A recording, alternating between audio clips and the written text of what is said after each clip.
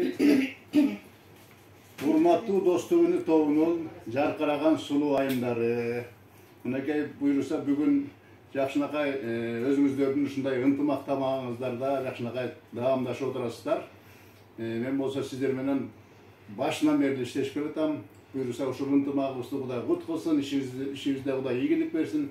Эл соолукта бололук, эл жерибиз тынч болсун. Ошон үчүн эл жерибиздин тынччылыгы үчүн деп жерибизге арналган өз ала тобун дегендерди биздин Достук Үнү тобунун мүчөсү Рая Исенбаева аткарып берип койсун. Рахмат. Кандай элесиңер? Жакшыбы? Рахмат.